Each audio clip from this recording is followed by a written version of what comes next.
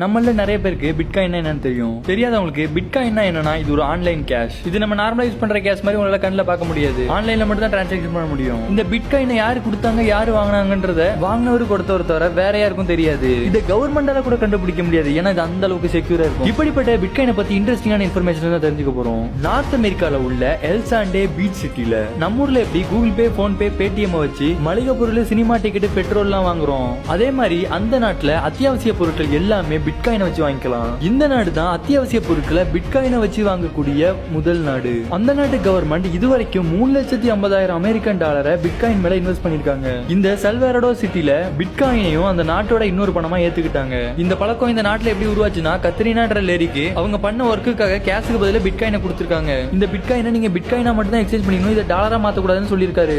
இவங்க ஒருத்தர்கிட்ட பண்ண டிரான்சாக்சன் இப்ப அந்த நாடு முழுக்கமே பிட்காயின் டிரான்சாக்சன் தான் பண்ணிக்கிட்டு இருக்கு. இட்ஸ் மைக்ல சொல்லி see you tomorrow.